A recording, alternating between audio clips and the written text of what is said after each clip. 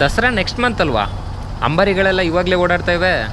Ferrari 812 V12 engine 6500 cc ಗುರು.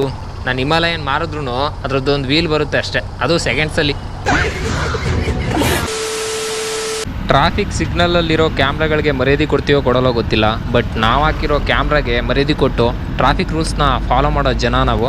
ಈ ಥರ camera ಹಾಕ್ಕೊಂಡು ಸಿಗ್ನಲ್ನ ಸುಮ್ಮನೆ ಜಂಪ್ ಮಾಡಿಬಿಟ್ರೆ ನಮಗಷ್ಟೇ ಅಲ್ಲ, ನಮ್ಮ ಮೋಟೋ ವ್ಲಾಗ್ ಕಮ್ಯುನಿಟಿಗೆ ಅವಮಾನ ಆಗುತ್ತೆ. ಒಬ್ಬ ಕಂಟೆಂಟ್ ಕ್ರಿಯೇಟರ್ಗೆ ಕ್ಯಾಮ್ರಾ ಕ್ವಾಲಿಟಿ ಎಷ್ಟು ಮುಖ್ಯ ಇರುತ್ತೋ ಅವ್ನು ಮಾತಾಡೋ ವಾಯ್ಸ್ ಕ್ವಾಲಿಟಿ ಕೂಡ ಅಷ್ಟೇ ಮುಖ್ಯವಾಗಿರುತ್ತೆ.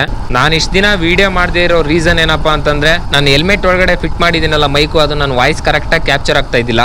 ಫಾಲ್ಟ್ ಏನಪ್ಪಾ ಅಂತಂದ್ರೆ ಮೈಕ್ದೆಲ್ಲ ಹೆಲ್ಮೆಟ್ ಅಂತ ಗೊತ್ತಾಯ್ತು. ಅದು ಅಲ್ಲದೆ ನಾನು ತುಂಬಾ ದಿವಸದಿಂದ ಒಳ್ಳೆ ಬ್ರ್ಯಾಂಡ್ ಹೆಲ್ಮೆಟ್ನ ತಗೋಬೇಕು ಅಂತ ಅನ್ಕೋತಾ ಇದ್ದೆ. ಆದರೆ ಏನು ಮಾಡೋದು, ಬಜೆಟ್ ಇರಲಿಲ್ಲ. ಇವಾಗ ಬಜೆಟ್ ಅರೇಂಜ್ ಮಾಡಿಕೊಂಡು ಹೆಲ್ಮೆಟ್ ತಗೊಳಕ್ಕೆ ಅಂತ ಹೋಗ್ತಾ ಇದ್ದೀನಿ. ದಸರಾ ನೆಕ್ಸ್ಟ್ ಮಂತ್ ಅಲ್ವಾ? ಅಂಬಾರಿಗಳೆಲ್ಲ ಇವಾಗಲೇ ಓಡಾಡ್ತಾ ಇವೆ. ಈ 4 ಕಾರ್ಗಳಲ್ಲಿ ಇದೊಂದು ಕಾರ್ ಗೊತ್ತು ಗುರು ನನಗೆ. ಫೆರಾರಿ 812 V12 ಇಂಜಿನು 6500 cc ಗುರು. ಇಂಡಿಯನ್ ಪ್ರೈಸಲ್ಲಿ 6 ರಿಂದ 7 ಕೋಟಿ ಆಗುತ್ತೆ. ನಾನು ಹಿಮಾಲಯನ್ ಮಾರಿದ್ರೂ ಅದರದ್ದೊಂದು ವೀಲ್ ಬರುತ್ತೆ ಅಷ್ಟೇ, ಅದು ಸೆಕೆಂಡ್ಸಲ್ಲಿ. ಮಿಕ್ಕಿದ 3 ಗಾಡಿಗಳ ಬಗ್ಗೆ ನೀವು ತಾರೇಸ್ ಮತ್ತು ಟಿಪಿಕಲ್ ಕನ್ನಡಿಗ ಅವ್ರನ್ನೇ ಕೇಳ್ಕೋಬೇಕು.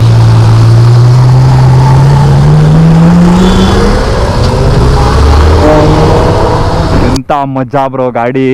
ಈ ಮಾಲ್ಗಳಿಗೆಲ್ಲ ಹೋದಾಗ ಬಟ್ಟೆಗಳು ನೋಡ್ಬಿಟ್ಟು ಯಾವ್ದು ತಗೊಳ್ಳೋಣ ಯಾವ್ದು ಬಿಡೋಣ ಅಂತ ಕನ್ಫ್ಯೂಸ್ ಆಗುತ್ತೆ ನೋಡಿ, ಅದೇ ರೀತಿ ಕನ್ಫ್ಯೂಸ್ ನನಗಾಗ್ತೈತೆ.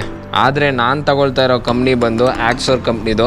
ನಮ್ಮ ಕರ್ನಾಟಕದಲ್ಲಿ ತುಂಬ ಜನ ರೈಡರ್ಸು ಮತ್ತು ಒಳ್ಳೊಳ್ಳೆ ಮೋಟೋ ವ್ಲಾಗರ್ಸ್ ಹತ್ರ ಇರೋ ಹೆಲ್ಮೆಟ್ ಬಂದು ಆಕ್ಸೋರೇ. ಒಳ್ಳೆ ಬ್ರ್ಯಾಂಡು, ನೋಡೋಕ್ಕೂ ಚೆನ್ನಾಗಿದೆ, ಬಿಲ್ಡ್ ಕ್ವಾಲಿಟಿನೂ ಚೆನ್ನಾಗಿದೆ, ಅಮೌಂಟು ಕೂಡ ಅಷ್ಟೇ ಕಾಸ್ಟ್ಲಿ ಇದೆ.